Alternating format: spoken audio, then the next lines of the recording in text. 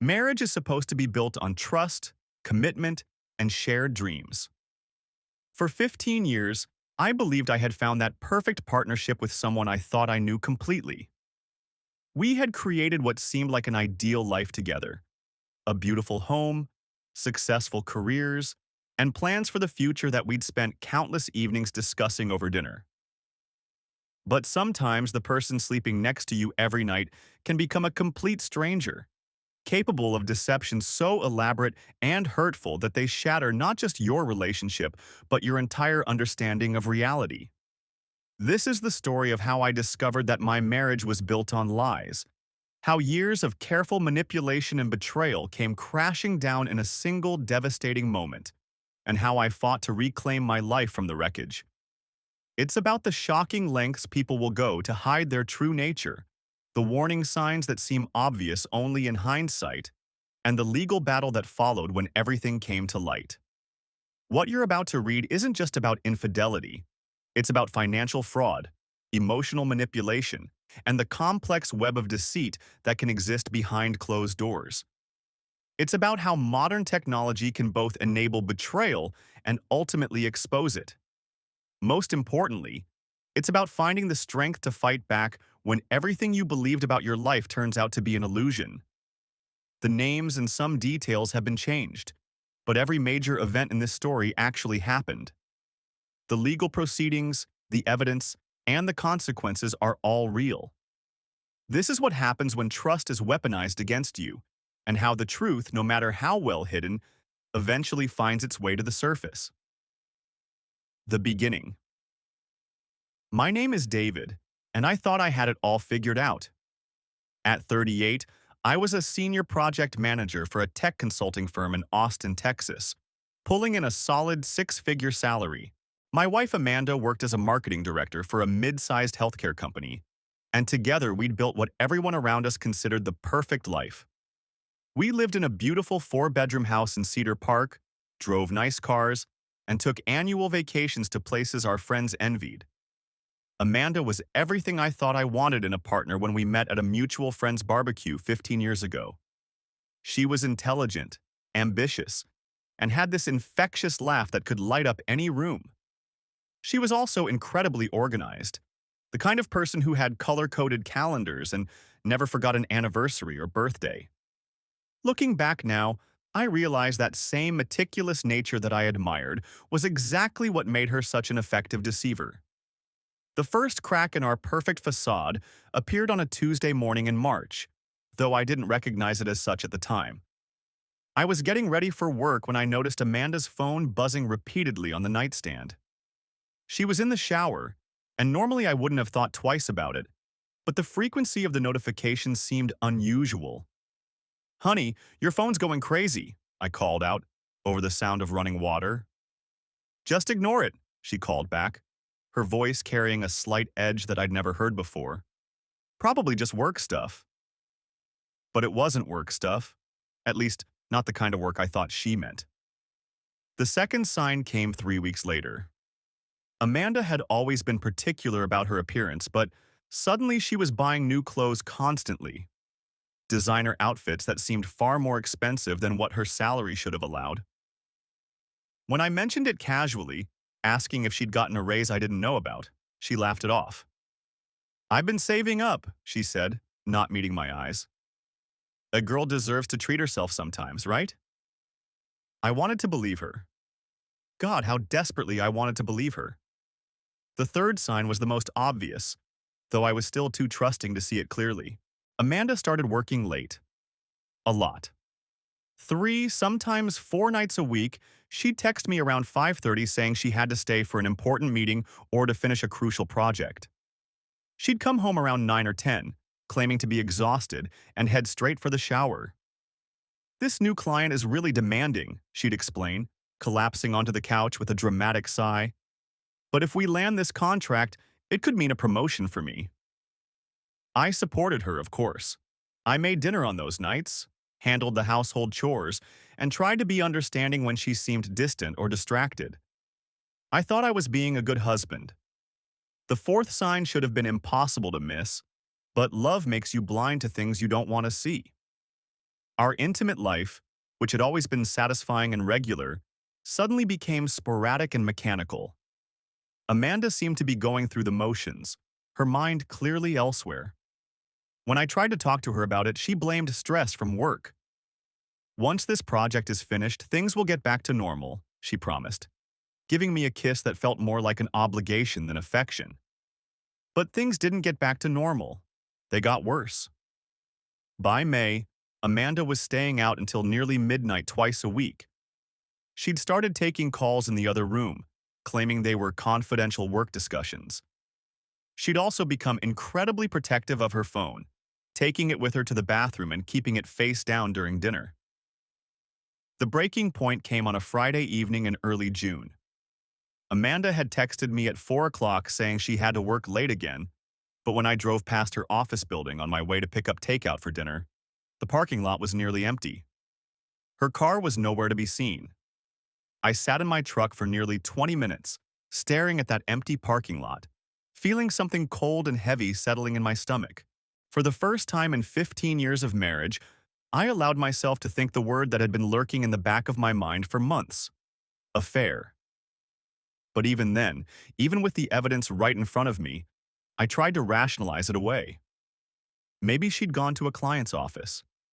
Maybe she was at a restaurant for a business dinner. Maybe there was a perfectly innocent explanation that I just wasn't seeing. I drove home and waited for her to return, rehearsing in my mind how I'd casually mentioned driving past her office. But when Amanda walked through the door at 10:45 p.m., looking perfectly put together and smelling faintly of cologne that definitely wasn't mine, I found myself unable to say anything at all.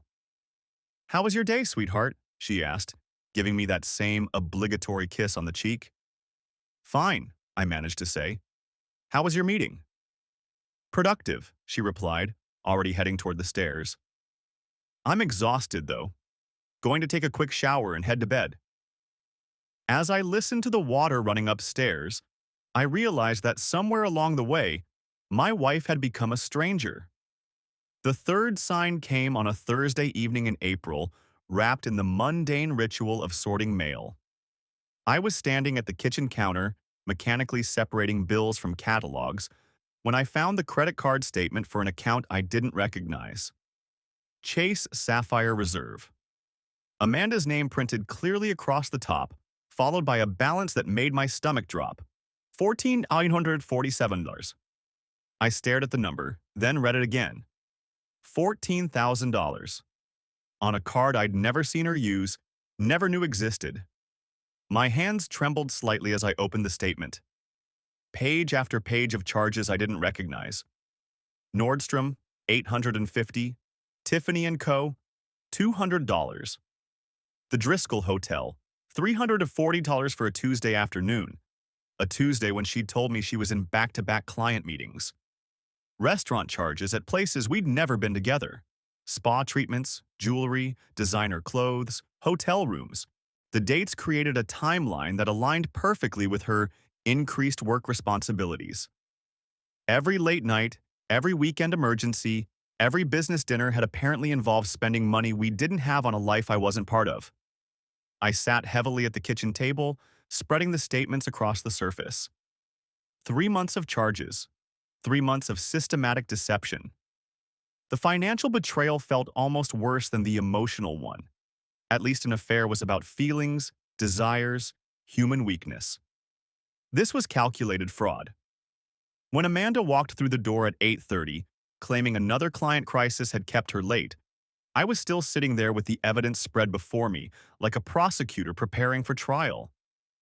"Hey, sorry I'm so late," she called from the entryway, her voice carrying that familiar note of manufactured exhaustion. "The Peterson account is completely—" She stopped mid-sentence when she saw me at the table. Her eyes went to the credit card statements, and for just a moment, her carefully constructed mask slipped. I saw fear flash across her face before she recovered, straightening her shoulders and walking toward me with practiced confidence. "What's all this?" she asked, gesturing at the papers with forced casualness. "I was hoping you could tell me." I picked up the most recent statement. $14,000, Amanda. On a card I didn't know existed. She sat across from me, her movements deliberate and controlled. I can explain. I'm listening. It's for work expenses. The company reimburses everything, but there's always a delay in the paperwork. I opened a separate card to keep business and personal expenses separate. Her explanation came smoothly, rehearsed. I nodded slowly, then picked up another statement. The Driscoll Hotel, Tuesday, March 15th, 3:40 for an afternoon stay. I looked up at her. At what kind of business meeting requires a hotel room at 2 in the afternoon? Her jaw tightened almost imperceptibly. Client entertainment. Sometimes we need private spaces for sensitive discussions. You know how these corporate deals work. Do I? I spread more statements across the table. Tiffany jewelry for client entertainment, spa treatments, designer clothes. My voice remained level, but I could feel anger building beneath the surface like pressure in a sealed container. What kind of clients are you entertaining, Amanda? She stood abruptly, pacing to the window. You're twisting this into something it's not. Yes, I've been spending more, but it's all legitimate business expenses. My role has changed, David. I'm dealing with high-level clients now, and appearances matter. I can't show up to meetings with Fortune 500 executives looking like I shop at Target. Then why hide it? Why not tell me about the card, about the expenses? She turned back to me, and for a moment, I saw something raw in her expression. Guilt, maybe. Or just frustration at being caught. Because I knew you'd react exactly like this. You'd question everything, analyze every charge, turn it into some kind of conspiracy theory. The accusation stung because part of it felt true. I was questioning everything now, but the alternative was accepting that my wife had secretly accumulated nearly $15,000 in debt without telling me, and that felt impossible to swallow. Show me the reimbursement paperwork, I said quietly. What? If these are business expenses, show me the reimbursement requests, the approval forms. Something from your company acknowledging these charges. She stared at me for a long moment, and I could see her calculating, weighing options. I don't keep that kind of paperwork at home. It's all handled through corporate systems. Then show me the reimbursements in our bank account. $15,000 should show up somewhere. It doesn't work that way. Some of it gets applied to my salary, some goes to bonuses, some... She stopped, apparently realizing how convoluted her explanation sounded. I gathered the statements into a neat pile. Amanda, I've been a project manager for 15 years. I know how expense reimbursement works. This isn't that. She sat back down, leaning forward with her hands clasped. Okay, you're right. Some of these charges aren't strictly business. I've been struggling lately. With stress, with pressure at work. I made some impulsive purchases. I was going to tell you, but I wanted to figure out how to handle it first. This felt closer to truth, but still incomplete. Struggling how? We talk every day. You never mentioned feeling overwhelmed or stressed about money. Because you have enough to worry about with your own job. I didn't want to burden you with my problems. I looked at her across the table. This woman I'd shared a bed with for 15 years, whose morning coffee preferences I knew by heart, whose laugh had once been the best part of my day, and realized I was looking at a stranger. The Amanda I knew would have talked through financial stress. She would have made lists, created spreadsheets, turned money problems into a project we could tackle together. This Amanda, sitting across from me with her defensive posture and practiced explanations, felt like an elaborate performance. Where were you really on March 15th? I asked. I told you, client meeting. At the Driscoll Hotel, at 2 in the afternoon. For 3 hours and 40 minutes, according to this charge. Her composure cracked slightly. Sometimes these meetings run long. What client? Peterson Industries.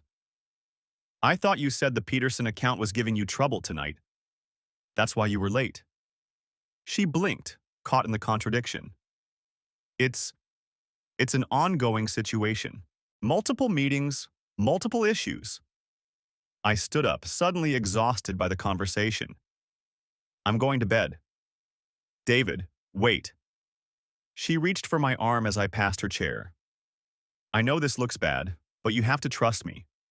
I would never do anything to hurt our marriage, our future together. I paused, looking down at her hand on my arm. Her wedding ring caught the kitchen light, the same simple band I'd placed on her finger 16 years ago. Trust, I repeated. That's exactly the problem, isn't it? I went upstairs and lay in bed, staring at the ceiling while Amanda moved around downstairs. I could hear her on the phone, her voice low and urgent, though I couldn't make out the words. After an hour, she came up and slipped into bed beside me, but neither of us spoke. The next morning, I called in sick to work and drove to our bank. I requested statements for all our accounts going back 6 months. Then I sat in my car in the parking lot and started making a timeline. Amanda's story was unraveling, thread by thread, and I was finally ready to see what lay beneath. The next morning, I called in sick to work. Amanda had already left for the office by the time I dragged myself out of bed at 9:30, my head pounding from too little sleep and too much wine. I'd spent most of the night staring at the ceiling, replaying our conversation, analyzing every word, every pause, every defensive gesture. I made coffee and sat at the kitchen table with my laptop, determined to piece together a timeline of Amanda's behavior. If she was telling the truth about work reimbursements, there should be corresponding deposits in our joint checking account. If she wasn't, well, then I'd know for certain. Our online banking showed the last 3 months of activity. I scrolled through the deposits, looking for anything from Amanda's company beyond her regular salary. Nothing. No reimbursement checks, no expense payments, no additional deposits whatsoever. Her salary came in like clockwork every 2 weeks, but that was it. I pulled up a calendar and started marking the dates from the credit card statement. Hotel charges appeared every Tuesday and Thursday for the past 6 weeks. The jewelry purchase was made on a Wednesday afternoon. The spa treatments were scattered across weekends when she'd claimed to be visiting her sister in Dallas. My phone rang. Amanda's name appeared on the screen. "Hey," I answered, trying to keep my voice neutral. "How are you feeling? You sounded terrible when you called in." "Still pretty rough. Probably something I ate." "Poor baby. I was thinking I could bring home some of that soup you like from the deli. The chicken and rice one." The casual concern in her voice made my stomach turn. How could she sound so normal, so caring, when she was lying about everything? "That would be nice," I managed. "I might be a little late tonight. We've got this client presentation that's been a nightmare to put together, but I should be home by 8:30. Another late night. Another convenient excuse. "Which client?" I asked.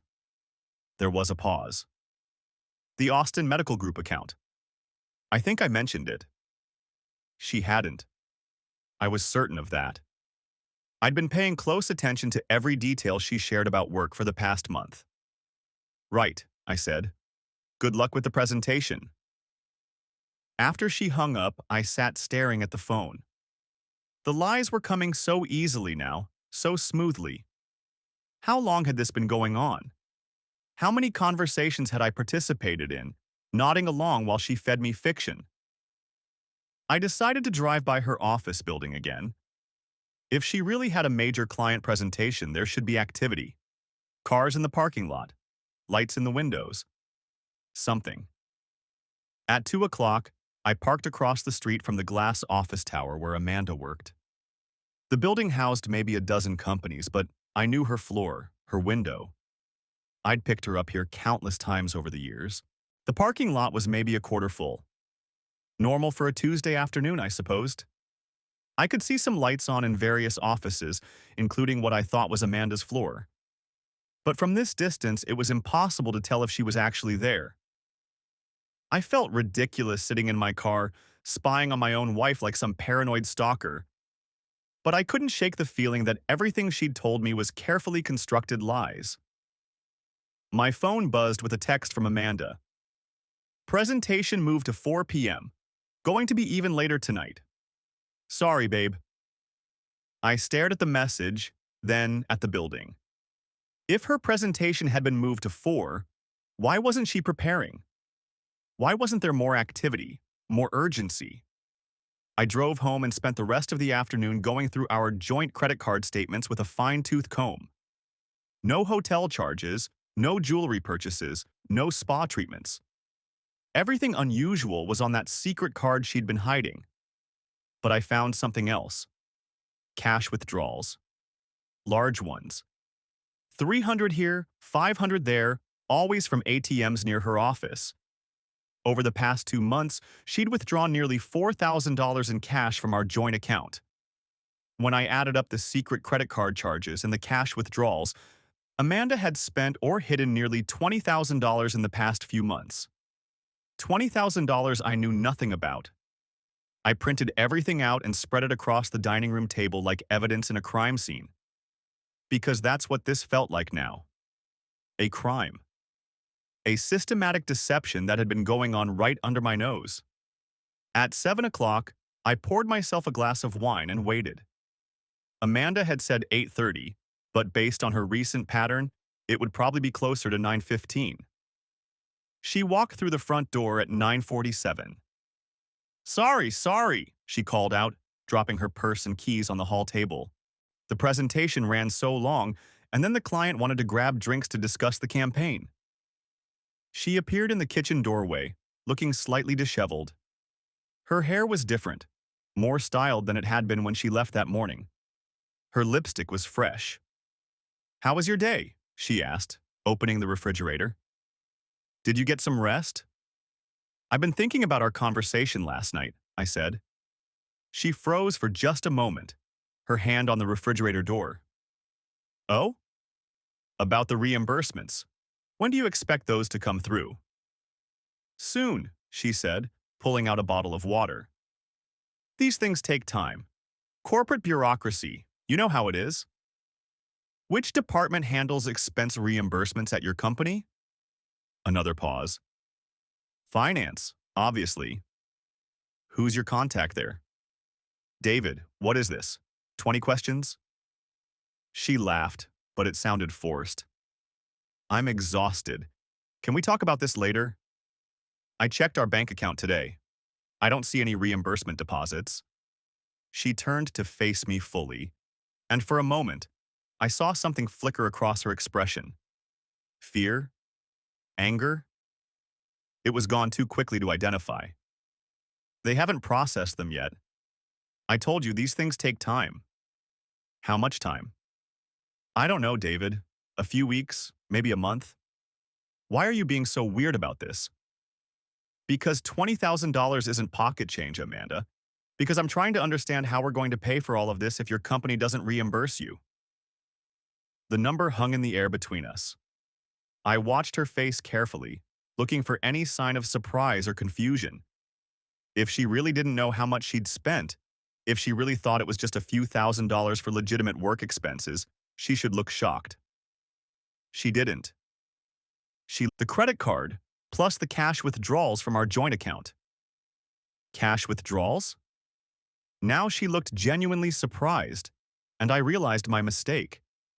She hadn't expected me to notice the ATM transactions. $4,000 in cash over the past 2 months, I said. All from ATMs near your office. Amanda sat down heavily in the chair across from me. For a long moment, we just stared at each other. I can explain, she said finally. But she didn't. She just sat there, looking at me with an expression I'd never seen before. Not the woman I'd married, not the partner I'd shared 15 years with. A stranger wearing Amanda's face. I'm listening, I said. She opened her mouth, then closed it again. Whatever explanation she'd been preparing to give me, she seemed to realize it wouldn't work. It's complicated, she said, then uncomplicated. The silence stretched between us like a canyon. Amanda sat at our kitchen table, her hands wrapped around a coffee mug that had gone cold hours ago. The credit card statement lay spread between us like evidence at a crime scene. Each line item a small betrayal documented in black and white. Complicated how? I asked, keeping my voice level. 15 years of marriage had taught me that the first person to raise their voice usually lost the argument, and I wasn't about to lose this one. Amanda's fingers traced the rim of her mug. David, I need you to understand that everything I did for us, for our future. $20,000 of secret spending was for our future? The number felt heavy in my mouth. Hotels, jewelry, spa treatments, how exactly does that benefit us? She looked up then, and I saw something I'd never seen before in her eyes. Desperation, maybe, or calculation. I've been working on something, a business opportunity, something that could change everything for us. I leaned back in my chair. What kind of business opportunity requires hotel rooms and designer clothes? It's networking, David. High-level networking. The kind of people I'm dealing with, they expect a certain presentation. You have to look the part to play the part. The explanation felt rehearsed, like she'd been practicing it in her car on the way home from wherever she'd actually been spending her evenings. And the cash withdrawals? Investment capital. Seed money for the venture.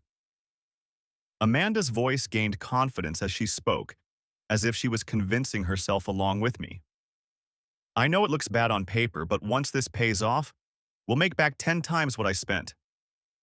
I pulled out my phone and opened the banking app. Show me.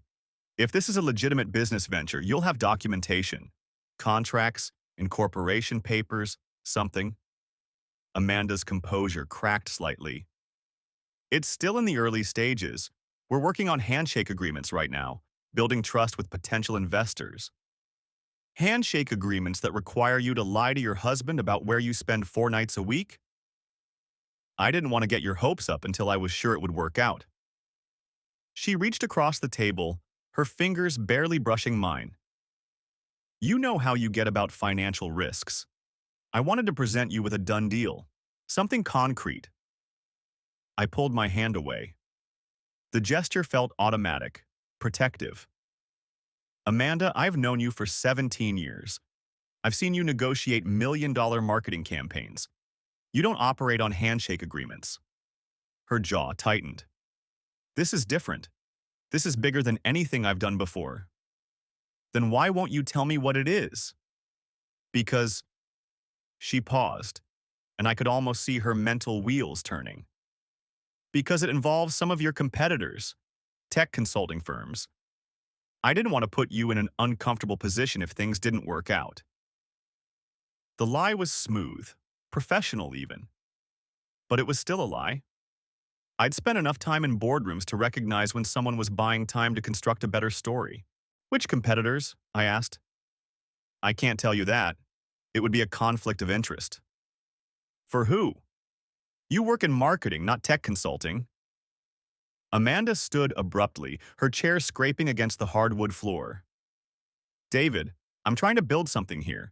Something that could let us retire early, travel, maybe start that family we've been talking about. But I need you to trust me. Trust you? The irony wasn't lost on me. Amanda, you've been lying to me for months. You've been spending our money we agreed to save for a house upgrade, on God knows what. And when I present you with documented proof, you ask me to trust you? She moved to the kitchen window, looking out at our backyard where the sprinkler system was watering the lawn we'd planted together 3 springs ago. I know how it looks. No, I don't think you do. I gathered the credit card statements, aligning the edges with mechanical precision. Because if you knew how it looked, you'd understand why I can't just take your word for it anymore. Amanda turned back to face me. What do you want me to do? I want you to tell me the truth. All of it. Where you've been going, what you've been doing, who you've been with. I told you. You told me a story. There's a difference. I stood, matching her position. Amanda, we're at a crossroads here. You can either come clean completely right now, or we're going to have much bigger problems than $20,000. Her face went pale. What's that supposed to mean? It means I'm not going to live with someone I can't trust. It means if you can't give me the truth tonight, I'll find it myself. And once I start digging, there's no going back. The threat hung between us like smoke. Amanda's marketing-trained composure finally cracked completely, and for a moment I saw raw fear flash across her features. You don't understand the position you're putting me in, she said quietly. I'm not putting you in any position. You put yourself there the moment you decided to lie to me. Amanda walked back to the table and sat down heavily. She picked up one of the credit card statements, scanning the charges as if seeing them for the first time. The hotels. They weren't for business meetings. My heart rate spiked, but I kept my expression neutral. Okay. And the jewelry, the clothes. They weren't for networking. I waited. The kitchen clock ticked steadily above the refrigerator, marking seconds that felt like hours. I've been seeing someone, she said finally, the words barely above a whisper. The admission hit me like cold water, even though part of me had been preparing for it since I'd found the first credit card statement. How long? 6 months. She couldn't meet my eyes. Maybe 7. Who? Does it matter? It matters to me. Amanda folded the statement in half, then in half again. His name is Trevor Walsh. He's a venture capitalist from Dallas. The name meant nothing to me, but the details started falling into place. The hotels for afternoon meetings that stretched into evening, the expensive clothes and jewelry to maintain an image for someone who moved in wealthier circles than we did. The cash withdrawals for dinners and entertainment that couldn't be traced back to credit card statements. Is he married? I asked. Amanda nodded. Kids? Another nod. I sat back down, feeling suddenly exhausted. So this whole business venture story was complete garbage. Her voice was flat now, emotionless. I'm sorry, David. I never meant for it to go this far. How far is this far exactly? Are you planning to leave me for him? I don't know. The honesty was almost worse than the lies had been. I don't know what I want anymore.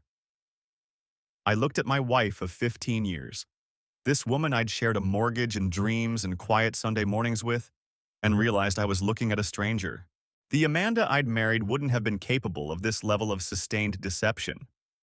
Or maybe she would have been, and I'd just never given her a reason to try. I need you to pack a bag, I said quietly. David, I need you to pack a bag and stay somewhere else tonight. We can figure out the rest tomorrow, but I can't have you here right now. Amanda's composure finally broke completely. Please don't do this.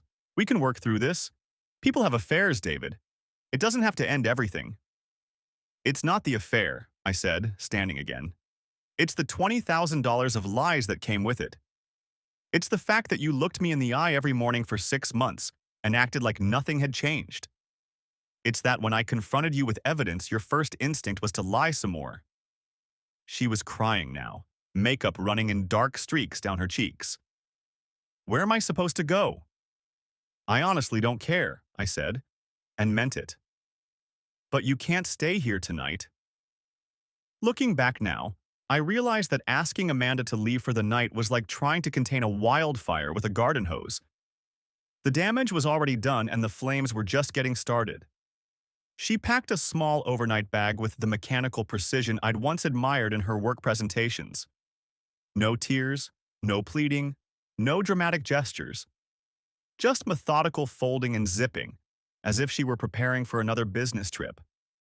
The only sound was the soft thud of her toiletries hitting the bottom of her travel case. I'll stay at the Hampton Inn on Research Boulevard, she said, not looking at me. I'll call you tomorrow. After she left, the house felt different. Not empty exactly, but hollow, like a theater after the last performance. I walked through our 4-bedroom home in Cedar Park, touching surfaces that suddenly seemed foreign. The granite countertops we'd picked out together. The family photos lining the hallway. The king-size bed where we'd made plans for a future that apparently existed only in my imagination. I didn't sleep that night. Instead, I sat at my home office desk with Amanda's hidden credit card statement spread in front of me, studying each line item like evidence in a criminal case. Because that's what this felt like. A crime. Not just adultery, but theft. Identity theft. The theft of 15 years of my life. The Ritz-Carlton charges weren't random. They followed a pattern. Every third Friday of the month for the past 6 months. Trevor's business trips to Austin, I realized. Amanda had been planning these encounters with the precision she brought to her marketing campaigns. At 3:47 a.m., I made my first decision as a man whose wife had been living a double life. I was going to find out everything. Not just about the affair, but about Amanda herself. How long had she been capable of this level of deception? What else had I missed? I started with our joint bank account, pulling up 6 months of statements online. The $4,000 in cash withdrawals were just the tip of the iceberg. There were dozens of smaller transactions I'd never questioned. ATM withdrawals of $200 here, $300 there. Payments to consulting services that didn't exist. Transfers to a savings account I didn't know we had. By sunrise, I documented $31,000 in questionable transactions over 8 months. Amanda hadn't just been funding an affair, she'd been systematically draining our finances to support her new lifestyle. The next morning, Tuesday, Amanda called at exactly 9:15 a.m., right after I would normally leave for work. She'd timed it perfectly, probably expecting to reach voicemail. Instead, I answered on the first ring. "David, we need to talk." "Yes, we do. Are you coming home?" "I think it's better if we meet somewhere neutral. The Starbucks on Palmer Lane, near your office?" Neutral. Like we were business associates negotiating a contract termination instead of spouses trying to salvage a marriage. I found her at a corner table, laptop open, looking every inch the successful marketing director. She'd chosen her outfit carefully. The navy blazer I'd bought her for her birthday, paired with the pearl necklace from our 10th anniversary. Armor disguised as sentiment. "I've been thinking all night," she began, not waiting for me to sit down. "About us. About what I've done. And I want to make this work, David. I know I've made mistakes." "Mistakes?" I kept my voice low, but the word came out sharper than I intended. "Amanda, you spent $20,000 on an affair. You've been lying to me for months. These aren't mistakes. This was a choice. Multiple choices." She flinched, the first genuine emotion I'd seen from her since Sunday night. "I know how it looks. It looks like fraud. It looks like you've been stealing from our joint account to fund your relationship with another man. It's not that simple." "Then explain it to me. Make it simple." Amanda closed her laptop, buying herself time. When she looked up, her marketing director mask had slipped just enough to reveal something calculating underneath. "Trevor and it's complicated. He's not just some random affair, David. He's offered me opportunities. Real opportunities. His firm is expanding into Austin, and he wants me to head up their marketing division. The salary alone would be double what I'm making now." I felt something cold settle in my chest. "So this is about money?" "It's about my future, our future. The money I spent, think of it as an investment. An investment in your affair. An investment in a career opportunity that could change everything for us." The pronoun hit me like a physical blow. Us. She was still talking about us, even while describing how she'd been planning her exit strategy. "What about Trevor's wife?" I asked. Amanda's expression flickered. "What about her?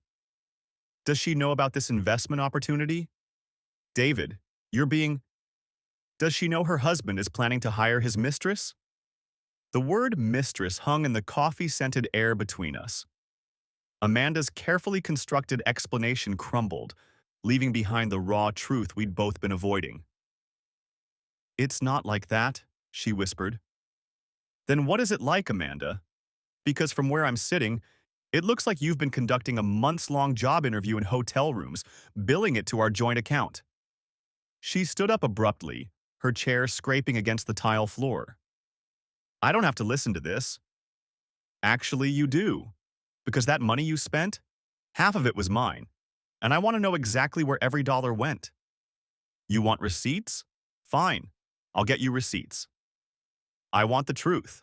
All of it. How long has this been going on? How long have you been planning to leave?" Amanda's mask slipped completely then, revealing something I'd never seen before. Not just guilt, but contempt. As if my questions were an inconvenience rather than the reasonable response of a betrayed spouse. "I'm not planning to leave, David. I'm planning to upgrade." The words hit me like ice water. Not leave. Upgrade. As if our marriage were a smartphone she'd outgrown. "And if I don't accept this upgrade?" She picked up her laptop bag, slinging it over her shoulder with practiced ease. "Then you'll be making a very expensive mistake." After she left, I sat in that Starbucks for another hour, watching Austin's morning rush through the floor-to-ceiling windows. Professionals grabbing their daily caffeine fix before heading to offices where they'd spend their days solving problems, meeting deadlines, building careers. Normal people living normal lives. I wasn't one of them anymore. At 11:30 a.m., I called my office and told them I was taking a personal day. Then I drove to the law firm of Williams and Associates downtown. I'd found them online, specialists in family law with a reputation for handling complex financial cases.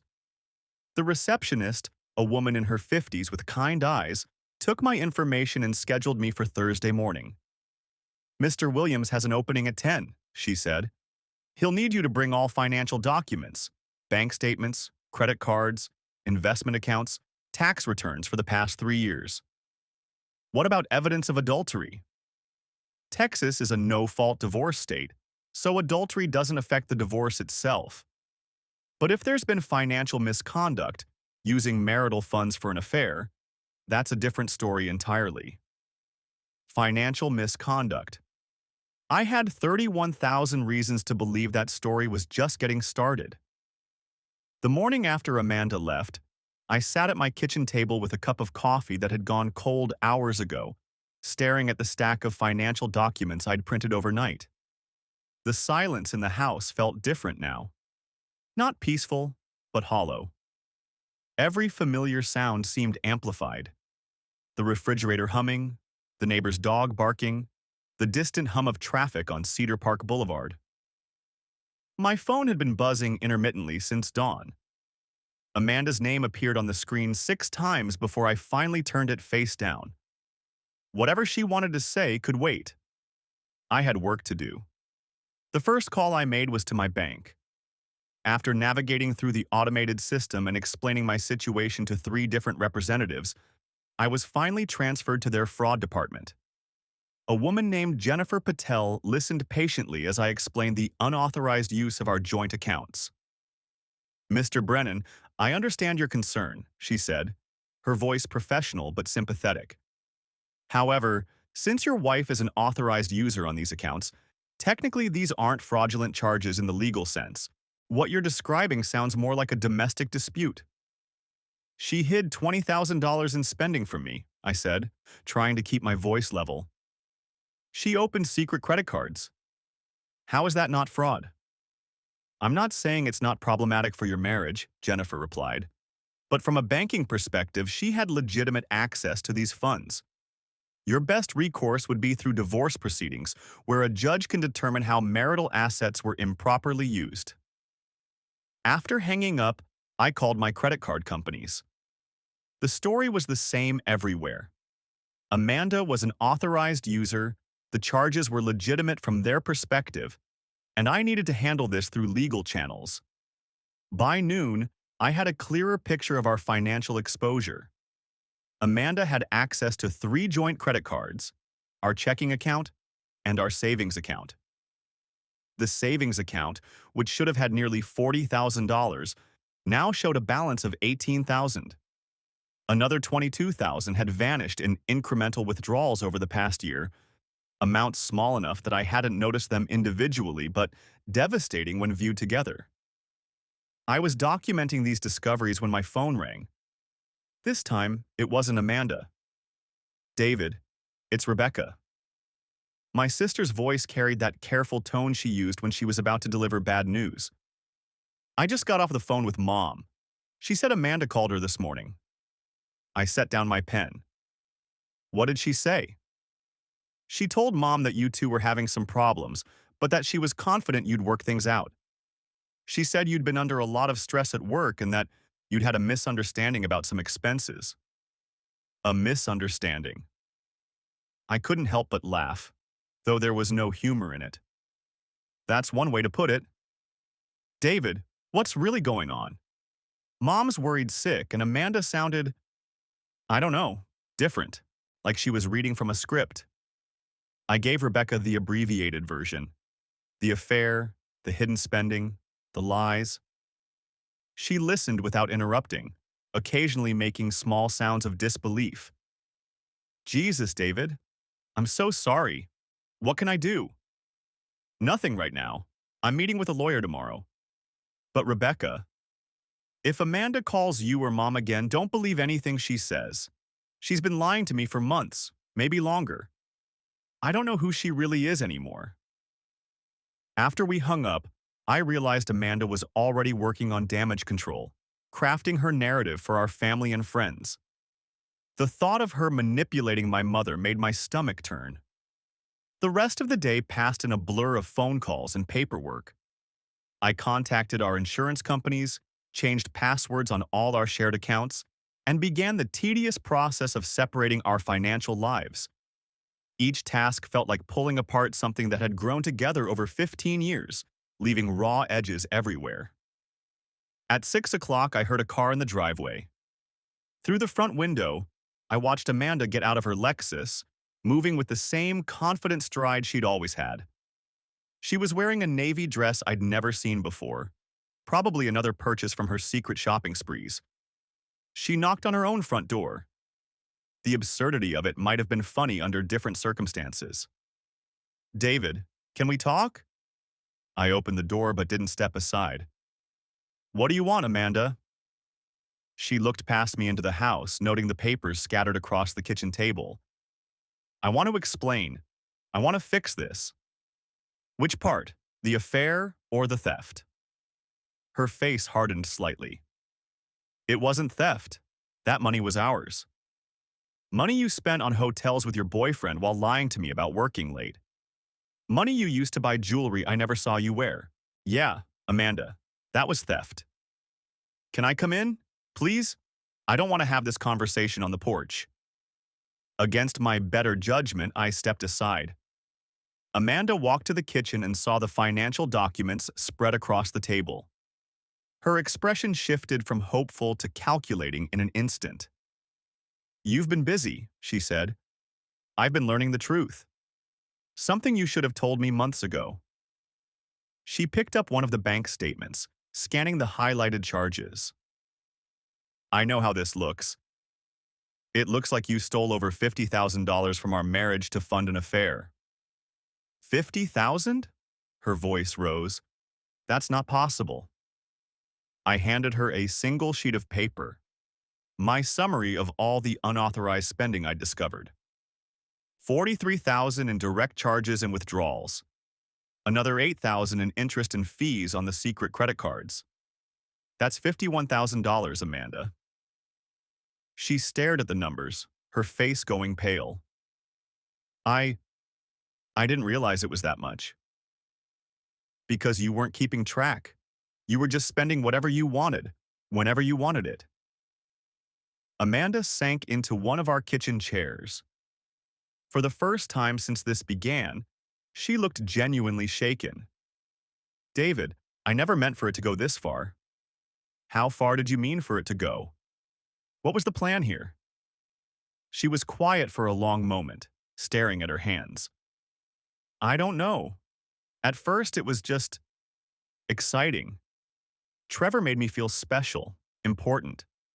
The dinners, the gifts, the attention. I felt alive again. And the money? I told myself I'd pay it back when I got the promotion. Trevor said his company was looking for someone with my experience, and the salary would be almost double what I make now. So you mortgaged our future on a maybe. It wasn't a maybe, she said, but her voice lacked conviction. Trevor said, Trevor said a lot of things, apparently. Has he actually offered you a job? A real offer? With a contract and a start date? Amanda's silence was answer enough. He's married too, isn't he? I continued. With his own family, his own life to protect? You think he's going to blow that up for you? You don't know him. I know men like him. I work with them every day. They don't leave their wives for their affairs, Amanda. They just find new affairs when the old ones get complicated. She stood abruptly, anger flashing in her eyes. You don't get to judge him, or me. You have no idea what it's been like, living with someone who's never here, who's always buried in work, who treats me like a roommate instead of a wife. So this is my fault? I'm not saying that. I'm saying we both contributed to the problems in our marriage. I contributed by working 60-hour weeks to pay for the life you wanted. You contributed by screwing another man and stealing $50,000. Yeah, Amanda, we're equally responsible. She grabbed her purse from the counter. I came here to try to work things out, but I can see you've already made up your mind. You made up my mind when you decided to betray everything we built together. At the front door, she turned back. I'll be staying at my sister's for now. We should probably talk to lawyers. I already have. Something flickered across her face. Surprise, maybe fear. When? This morning. I meet with him tomorrow. David, please don't do anything rash. We can work through this. The time to work through this was before you started lying to me, before you stole from us, before you decided our marriage was something you could trade up from. After she left, I stood in my driveway watching her taillights disappear down the street. The November air was crisp, carrying the smell of wood smoke from someone's fireplace. Normal suburban evening smells, the kind that used to make me feel content to be home. Now they just reminded me how alone I was. Looking back now, I realized that discovering Amanda's affair was just the opening act of a much longer performance. What I thought was the climax turned out to be merely the first revelation in what would become months of unraveling deceptions. The morning after I'd asked Amanda to leave, I woke up in our king-sized bed alone for the first time in 15 years. The silence felt different. Not peaceful, but hollow. Amanda had packed 2 suitcases the night before, taking mostly work clothes and her laptop. She'd left behind the framed photos on her nightstand, the expensive skincare products I'd watched her apply every morning, and the small ceramic dish where she kept her wedding ring when she gardened. The ring was still there. I made coffee and sat at our kitchen island staring at my phone. 3 missed calls from my mother, 2 from Amanda's sister Kelly, and a text from my brother Mike. Mom says you and Amanda are having problems. Call me. Amanda had been busy. My phone rang. Rebecca. How are you holding up? She asked without preamble. I've been better. I took a sip of coffee. It tasted bitter, though I'd used the same amount of cream as always. Amanda called Mom, didn't she? And Aunt Linda, and probably half of Dallas by now. Rebecca's voice carried that protective edge I remembered from childhood. She's telling everyone you had a breakdown over work stress and are being unreasonable about normal business expenses. Business expenses, I almost laughed. $22,000 for business expenses. What's your next move? I'd been thinking about that since 3 a.m. I need to understand what else I don't know. The credit card statement was just what I found by accident. If she's been this careful about hiding one affair in one account, there could be more. You want me to help you dig? Rebecca worked in forensic accounting. She'd spent her career following money trails for corporate fraud cases. If anyone could help me map the full scope of Amanda's deception, it would be her. I can't ask you to. You're not asking. I'm offering. Her voice softened. David, I've seen this before. The methodical hiding, the alternate narratives, the immediate damage control with family. This isn't someone who made a mistake. This is someone who's been planning. Planning. The word hit me like cold water. You think she's been planning to leave? I think she's been planning for multiple scenarios. The question is, how long and what else has she set up? After we hung up, I walked through our house with new eyes. Amanda had always been organized, but now I wondered what I'd mistaken for efficiency might have been preparation. The filing cabinet in our home office was meticulously arranged, but when I looked closer, I noticed gaps. Missing folders where tax documents should be. Empty spaces in the hanging files. I opened our joint checking account online. The balance was lower than I'd expected. $3,147 in an account that usually maintained around $8,000. I scrolled through recent transactions, looking for patterns I'd missed before. There, a transfer to A. Brennan Personal for $2,000 3 weeks ago. Another for $500 the week before that. Amanda had her own personal checking account. I'd never questioned it. We both maintained individual accounts along with our joint finances. But now I wondered what else flowed through that account that I'd never seen. My phone buzzed with a text from an unknown number. David, this is Trevor Walsh. We need to talk. I stared at the message for a full minute. The venture capitalist. Amanda's lover. The man who'd been sleeping with my wife while I paid for hotel rooms and jewelry. I typed and deleted 3 different responses before settling on, I have nothing to say to you. His reply came immediately.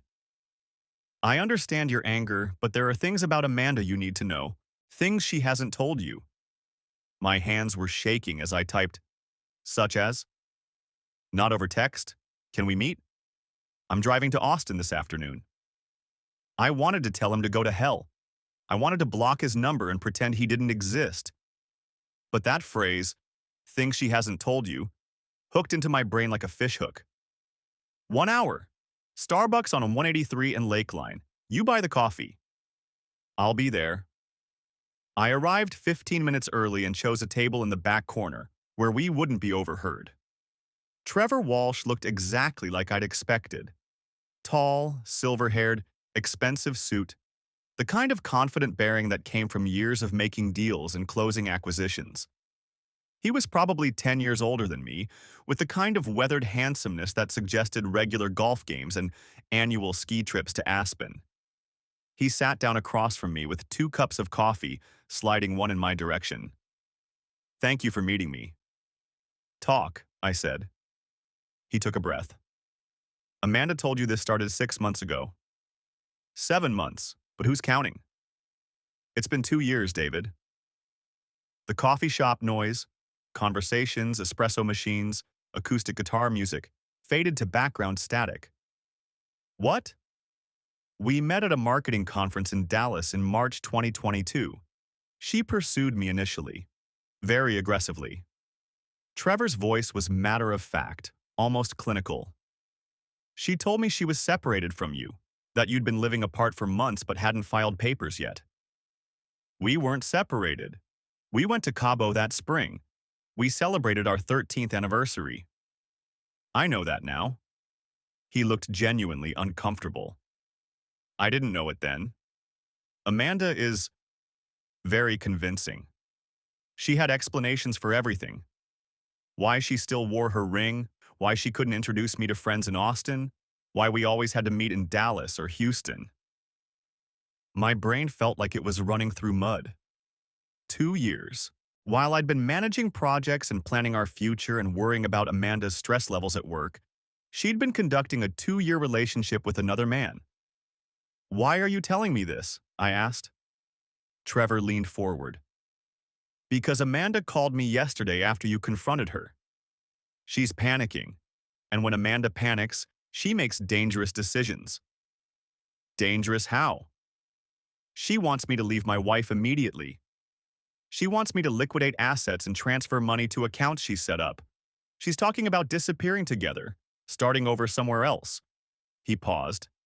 She's also talking about making you look unstable in the divorce proceedings. Unstable. Mentally unstable. She's been documenting what she calls your erratic behavior for months. Taking photos of you when you've had a few drinks, recording conversations where you're frustrated about work, building a case that you're having a breakdown. The room felt like it was tilting. You're lying. I wish I was. Trevor pulled out his phone. She sent me this yesterday. He showed me a photo of myself from last weekend, sitting in our backyard with a beer, looking tired and disheveled after mowing the lawn.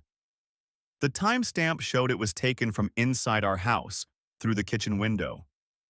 She's been photographing me? Among other things. David, I need you to understand something. I thought I was having an affair with an unhappy wife who was planning to leave her marriage. What I actually got involved with was someone who's been systematically planning to destroy your life while stealing your assets. I felt like I was drowning in still water. Why should I believe you? Because I'm married too and I have children, and Amanda is threatening to expose our relationship to my wife if I don't do what she wants. Trevor's composure cracked slightly. Because I'm realizing I've been played just as badly as you have, and she's dangerous to both of us now. He was right about one thing. Amanda was dangerous, but not in the way I'd ever imagined. What do you want from me? I asked. I want to help you protect yourself, and I want to protect my family. Trevor's voice was steady again. Amanda has been planning this for a long time, much longer than either of us realized. The synchronized swimmer. In the pristine world of synchronized swimming, every movement appears effortless, each gesture perfectly timed with teammates who seem to read each other's minds. The water conceals the frantic kicking beneath the surface, the desperate struggle to maintain formation while fighting for breath. For 15 years, I thought I was part of a beautiful routine with my wife Amanda. I believed we moved in perfect harmony, that our life together was as graceful and coordinated as those Olympic swimmers I'd watched on television. What I didn't realize was that I'd been performing a solo routine all along, while Amanda had been swimming in an entirely different pool. The synchronized swimmer's greatest skill isn't grace or timing. It's the ability to make drowning look like dancing. The attorney's office felt smaller on my second visit. Maybe it was the stack of financial documents I'd brought, or maybe it was the weight of what I'd learned since Tuesday. Patricia Lawson sat across from me, her reading glasses perched on her nose as she reviewed the bank statements I'd printed that morning. This is quite comprehensive, she said, not looking up from the papers. Your wife was methodical. Methodical. That was one way to put it. I'd spent the previous evening reconstructing 2 years of financial history, cross-referencing credit card statements with bank withdrawals, hotel charges with Amanda's supposed business trips. The pattern was so clear in hindsight that I felt foolish for missing it. The cash withdrawals concern me most, Patricia continued. Small amounts but frequent. Always under $500 to avoid triggering bank notifications. She knew what she was doing. I shifted in the leather chair. Trevor, that's her, the other man. He warned me she might have been building some kind of case against me. Documentation to make me look unstable. Patricia's pen stopped moving. What kind of documentation? I don't know. Photos, maybe? Records of arguments we've had? He wasn't specific, but he seemed genuinely worried about what she might try to pull in divorce proceedings. Have you noticed her behavior changing recently? Taking pictures of you during arguments, recording conversations, anything like that? I thought back over the past few months, searching for signs I might have missed. Not that I noticed, but then again, I didn't notice a 2-year affair either. Patricia made a note. We'll need to assume she has something. The question is what and how damaging it might be. Have you ever lost your temper with her? Thrown anything? Raised your voice significantly? Of course I've raised my voice. We've been married 15 years, but I've never touched her, never threatened her, nothing like that. Good. But raised voices can be taken out of context, especially if she has recordings. She set down her pen and looked at me directly. David, I need you to understand something. If your wife has been planning this for as long as the financial evidence suggests, she's not going to go quietly. The fact that she's been systematically removing money from your accounts while maintaining the appearance of a normal marriage suggests a level of premeditation that goes beyond a simple affair. The words hit me like cold water. You think she's been planning to leave me for 2 years? I think she's been planning something. Whether it's leaving you, positioning herself for a favorable divorce settlement, or something else entirely, I can't say. But this level of financial manipulation doesn't happen overnight. I stared out the window at the Austin skyline, trying to process what she was telling me. 2 years of planning, 2 years of lies, of sitting across from me at dinner, of discussing our future together, of making love to me while she was systematically dismantling our life. What's our next step? I asked. We need to move quickly on several fronts. First, I want you to change the passwords on all your accounts immediately. Second, we need to file for temporary restraining orders on your joint accounts to prevent further withdrawals. Third, I'm going to recommend you install security cameras in your home. Cameras? If she's been documenting your behavior, we need to document hers. When she comes back, and she will come back, probably to collect more of her things, we need a record of that interaction. The thought of turning my own home into a surveillance zone made my stomach turn, but I could see the logic. What about the business opportunity she mentioned? The one with Trevor? Patricia flipped through her notes. Did you get any specifics about this supposed business venture? No, just that it was some kind of consulting opportunity. But Trevor made it sound like that was a lie too. We'll need to investigate that. If she's been using marital funds to invest in a business venture without your knowledge or consent, that's another issue entirely. She closed the file and leaned back in her chair. David, I have to ask, how are you holding up? The question caught me off guard. I'd been so focused on the logistics, the evidence, the next steps, that I hadn't really stopped to consider how I was actually feeling. I'm angry, I said finally, and confused, and I feel like an idiot for not seeing it sooner. That's normal, but I need you to stay focused on the practical matters right now. We can't undo what's happened, but we can protect you going forward.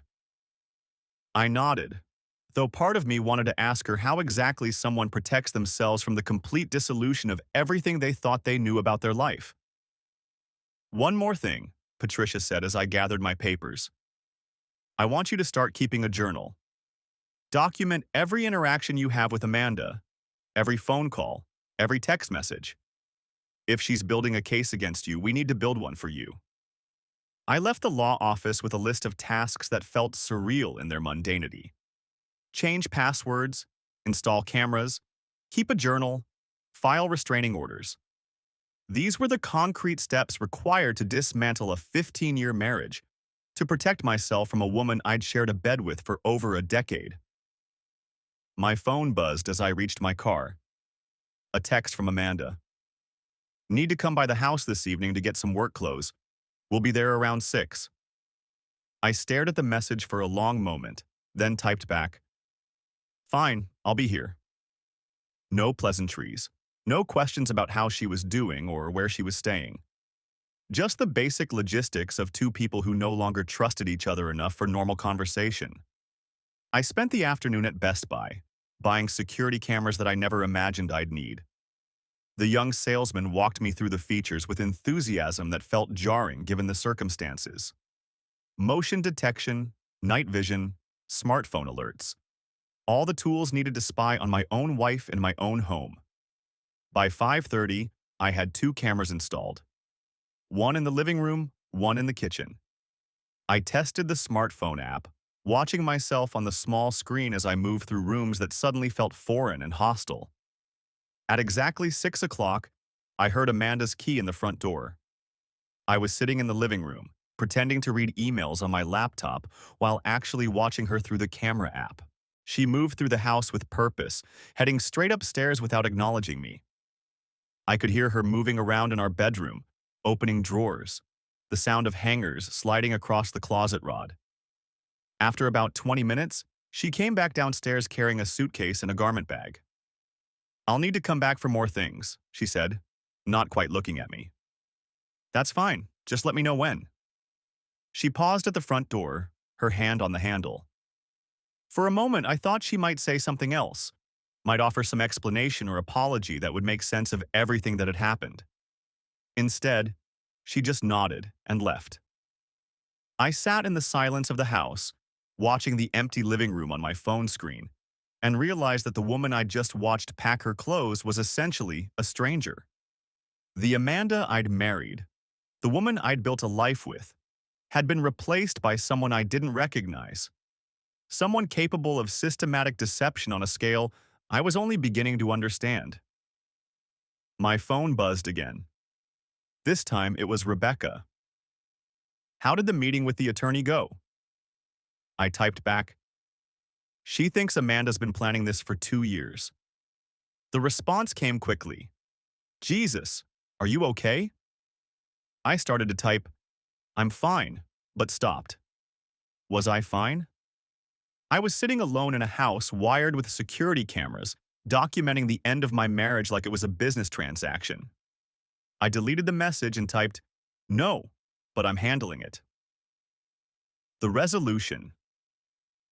6 months later, I stood in the same courtroom where it had all begun, watching Judge Patricia Martinez review the final settlement documents. The fluorescent lights cast harsh shadows across the polished wood surfaces, and the air conditioning hummed with mechanical indifference to the human drama unfolding below. Amanda sat at the defendant's table with her attorney, wearing a charcoal gray suit I'd never seen before. She looked thinner than I remembered, her face drawn in a way that suggested the past months hadn't been kind to her either. She hadn't looked at me once during the entire proceeding. "The court finds that the defendant willfully dissipated marital assets in the amount of $67,000, Judge Martinez announced, her voice echoing in the nearly empty courtroom. Said funds were used for personal expenses related to an extramarital relationship, constituting financial misconduct under Texas family law. $67,000. The final tally had been even worse than my initial calculations. Rebecca's forensic accounting had uncovered additional credit cards, a secret savings account, and cash withdrawals going back nearly 3 years. Amanda had been planning her exit strategy since our 12th anniversary. The defendant is ordered to reimburse the plaintiff 50% of the dissipated funds, totaling $33,500 to be paid within 90 days. The judge's gavel came down with finality. This court is adjourned. Amanda's attorney leaned over to whisper something in her ear. She nodded once, then stood and walked toward the exit without a backward glance. The woman who had once been my wife disappeared through the heavy courtroom doors, and I felt nothing but relief. Outside the courthouse, Rebecca waited for me on the stone steps, squinting in the bright April sunlight. "How do you feel?" she asked as I approached. "Like I can breathe again," I said, and meant it. The divorce had taken 4 months to finalize, but the real work had begun much earlier. The security cameras had captured Amanda returning to the house repeatedly, each time taking more than she'd claimed she needed. My journal documented dozens of manipulative phone calls, attempts to access our joint accounts after I'd changed the passwords, and increasingly desperate messages as her relationship with Trevor predictably fell apart. Trevor had been true to his word about helping me protect myself. His testimony about Amanda's 2-year deception and her threats to expose their affair had been devastating to her credibility. More importantly, his financial records had helped Rebecca trace the full scope of Amanda's spending. The venture capital job offer, as we'd suspected, had never existed. "What about the money?" Rebecca asked as we walked toward the parking garage. "She'll pay it back." Her attorney made it clear that non-compliance would result in wage garnishment.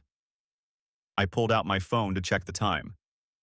She got a job at a marketing firm in Dallas last month, probably making half what she was earning here. And Trevor, divorced. His wife found out about the affair when Amanda tried to blackmail him into leaving her. Apparently, she underestimated how much documentation he'd been keeping of their relationship. I couldn't help but smile grimly. Turns out she wasn't the only one who knew how to plan ahead. Rebecca laughed, the first genuine laugh I'd heard from either of us in months. Poetic justice. The parking garage was cool and dim after the bright courthouse steps. I found my truck, the same Ford F-150 I'd been driving when Amanda and I first met, though I'd had to buy out her half of it in the settlement, and sat for a moment in the driver's seat, collecting my thoughts. My phone buzzed with a text from my real estate agent. Offer accepted. Congratulations on your new place. The condo in downtown Austin was smaller than the house in Cedar Park, but it was mine alone. No shared mortgage, no joint decisions about paint colors or landscaping. Just a clean slate in a building with a doorman and security cameras that I didn't have to install myself. I'd put the Cedar Park house on the market 3 weeks after the divorce was finalized. Too many memories. Too many rooms that echoed with conversations that had turned out to be lies. The buyers were a young couple with a toddler who'd walked through the house with the same wide-eyed optimism Amanda and I had shown 15 years earlier. I hoped they'd be luckier than we'd been. The drive back to the office took me past the Starbucks where Amanda and I had our last real conversation as a married couple. The parking lot was full of cars belonging to people conducting normal business meetings, discussing quarterly projections and marketing strategies, and all the mundane concerns of functional professional relationships. I'd learned something important during those 6 months of legal proceedings. Trust isn't just about believing what someone tells you. It's about the fundamental assumption that the person you're dealing with wants the same basic things you do. Amanda and I had been having completely different conversations for years, working toward entirely different goals while using the same words. At work, my colleagues had been supportive but careful, the way people are around someone who's been through a house fire. They asked how I was doing with genuine concern but didn't push for details. My productivity had actually improved during the divorce proceedings. Having concrete problems to solve and clear objectives to meet had been therapeutic after months of trying to navigate Amanda's psychological maze. My boss, Janet, called me into her office that afternoon. "How did everything go today?" "It's finished," I said simply. She nodded. "Good. I know this has been a difficult time." She paused, choosing her words carefully. "David, I want you to know that your work during all of this has been exemplary. The Peterson project came in ahead of schedule and under budget, and the client specifically requested you for their next phase." The Peterson project. Amanda had used that name in one of her lies about working late. The irony wasn't lost on me. "I appreciate that, Janet. The work has been helpful, focusing on problems I can actually solve. Speaking of which, we've got a new client in Seattle who's specifically asked for you to lead their integration project. It would mean relocating for about 6 months, maybe longer if things go well." She studied my face. "I know the timing might not be ideal, but I'll take it," I said without hesitation. Seattle. Rain and coffee and mountains and a city where no one knew my story. Where I could rebuild my life without constantly running into reminders of what I'd lost.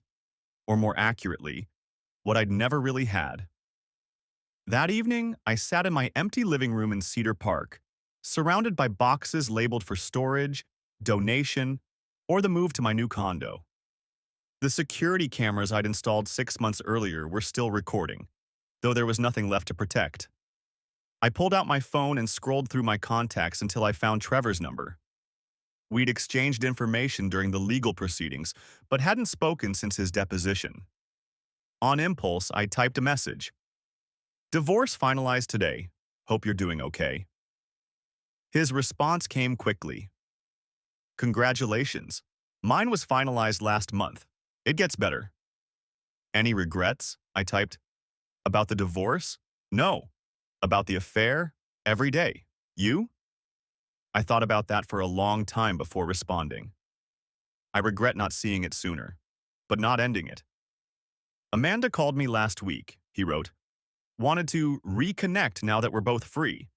I blocked her number. Smart man. Amanda would always be looking for someone else to fund her upgrade, someone else to blame for her choices, someone else to manipulate into giving her what she wanted without having to earn it. I deleted Trevor's number from my phone. He'd served his purpose in helping me understand the scope of Amanda's deception, but we weren't friends.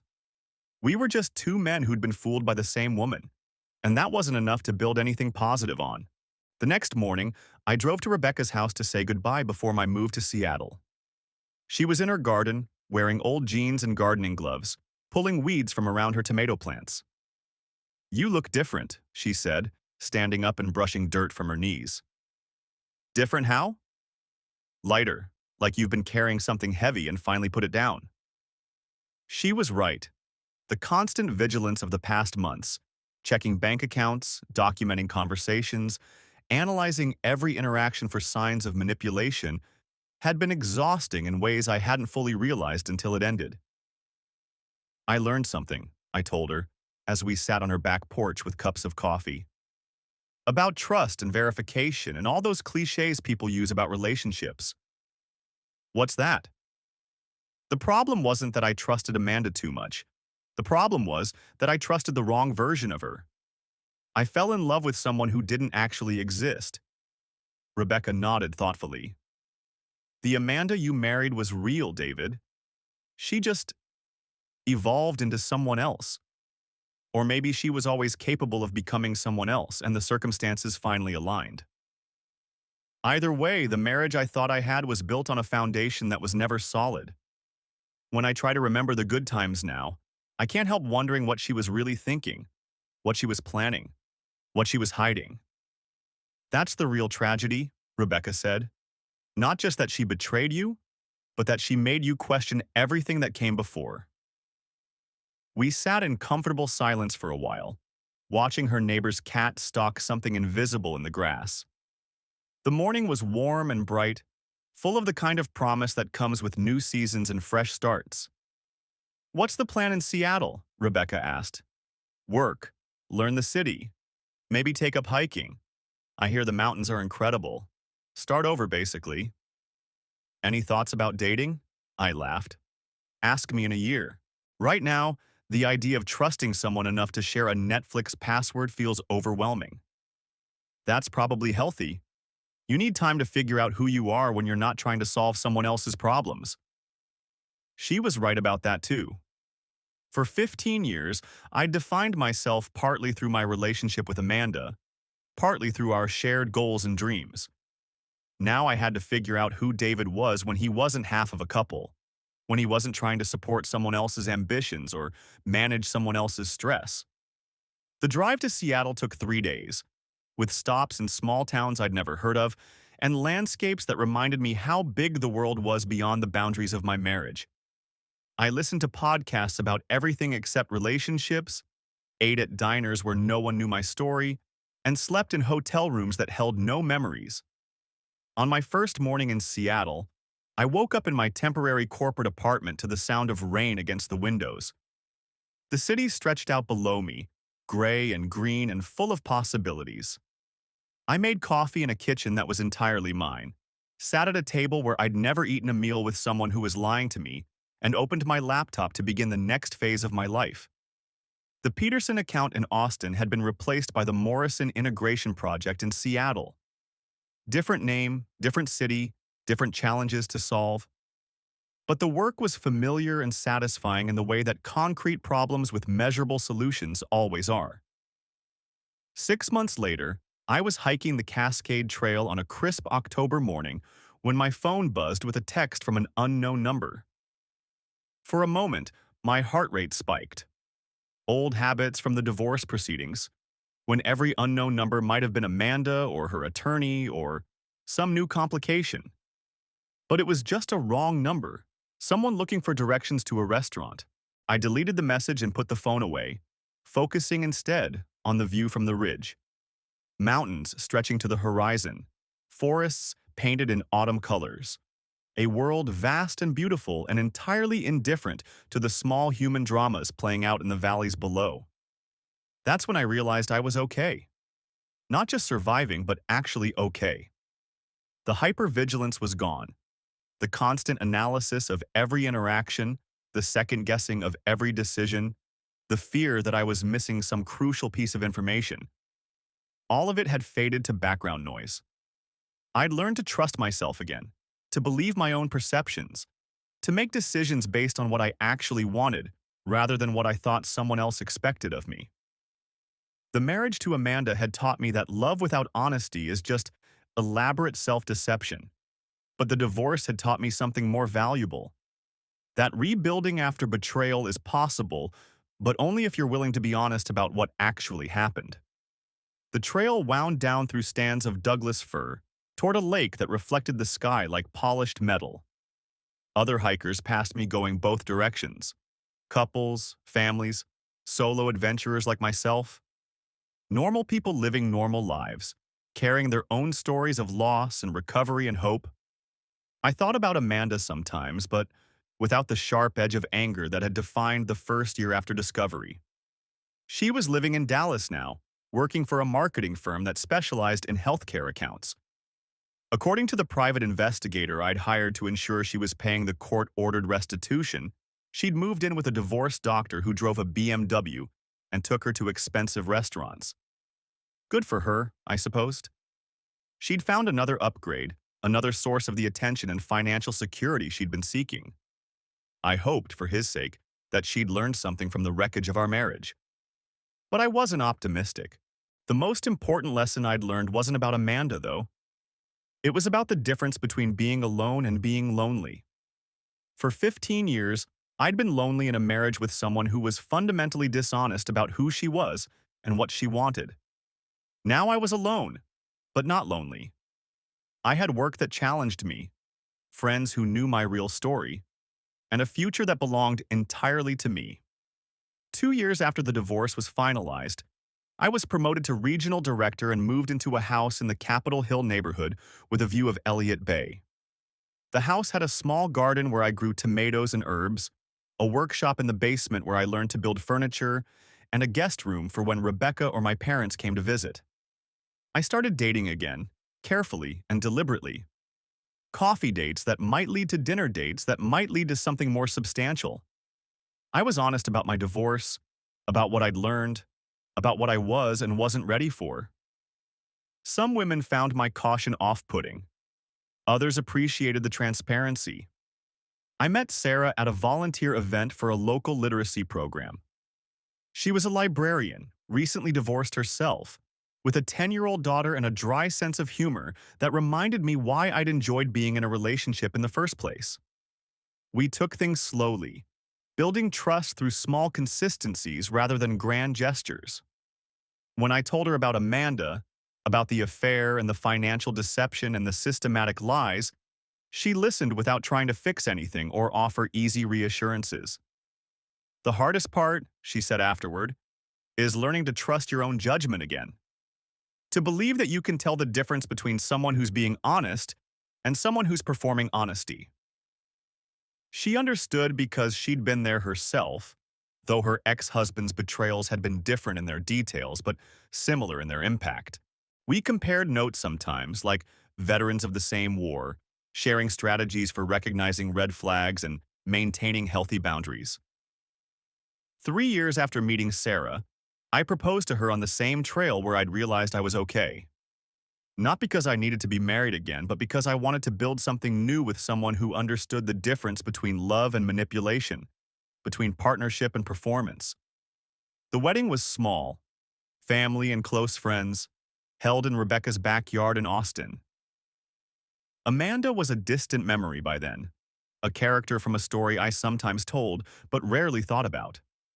The woman I'd married 15 years earlier had been replaced by the man I'd become through the process of losing and rebuilding everything I thought I'd known about love. During the reception, Rebecca pulled me aside. "You know what I'm proudest of?" she said. "What's that?" You didn't let what Amanda did make you cynical. You didn't decide that all relationships are lies or that trust is impossible. You just learned to trust more carefully. She was right. The greatest victory wasn't the financial settlement or the vindication in court, or even the successful rebuilding of my life. It was that I'd emerged from the wreckage of my first marriage still capable of believing in the possibility of honest partnership, still willing to risk vulnerability for the chance at something real. Amanda had stolen money, time, and trust. But she hadn't stolen my capacity for hope, and in the end, that turned out to be the only thing that really mattered. The last I heard, she was married again, to the doctor from Dallas. I wished them well, genuinely. Everyone deserves the chance to become a better version of themselves, even people who've caused tremendous pain. Whether Amanda would take that chance remained to be seen, but it was no longer my concern. I had my own life to live, my own relationships to nurture, my own future to build, and for the first time in years, that future felt entirely my own.